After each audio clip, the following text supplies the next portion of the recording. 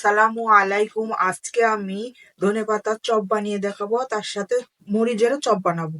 দুই ধরনের চপ বানাবো। ধনেপাতাটা আমি ধুয়ে পরিষ্কার করে নিয়ে, মরিচটাও আমি এই যে ধুয়ে সুন্দরভাবে ফালি করে 4 ফালি করে কেটে নিয়েছি। এখন পরবর্তী প্রসেসে যাব। এই তো প্রথমে আমি বেসন দিয়ে দিব, এই তো চালের গুঁড়া, তো কর্নফ্লাওয়ার পরিমাণ মতোই আমি দিয়ে দিচ্ছি, স্বাদ মতো লবণ,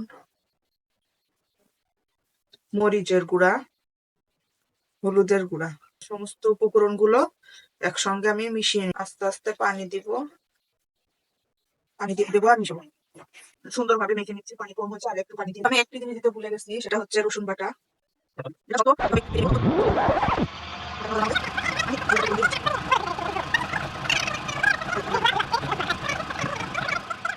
এই তো ধনে পাতাগুলো তাদের সাথে সুন্দরভাবে, মনে হয় একটু ঘন হয়েছে। বিসমিল্লাহ, দেখি তেল গরম হয়েছে নাকি। বিসমিল্লাহ।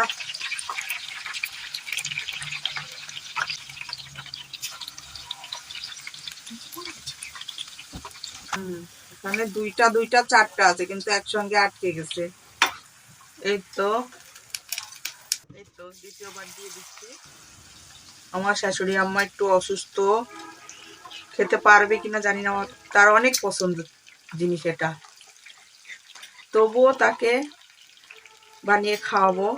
আমার ছেলে মেয়ে এবং তার দাদিকে খাওয়াবোই আমি আজকে। আমার শাশুড়ি আম্মার জন্য দোয়া করবেন, তার অনেক পছন্দের ধনেপাতার চপ।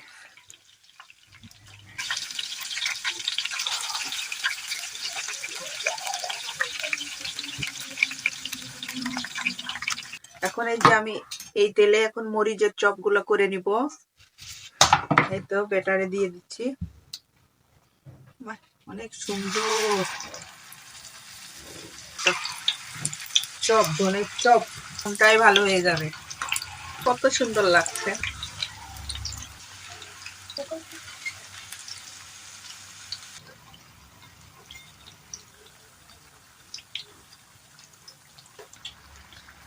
এই তো মরিচের চপ ভাজা শেষ, এখন আমি তুলে নিচ্ছি।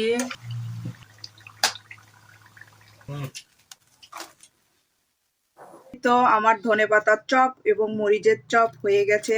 এই যে দেখুন কত সুন্দর হয়েছে, কি মুসমুসিটাই না হয়েছে। আপনারা না খেলে বুঝতে পারবেন না কত মজাদার হয়েছে এই চপটি, অনেক টেস্টি, এত মজাদার।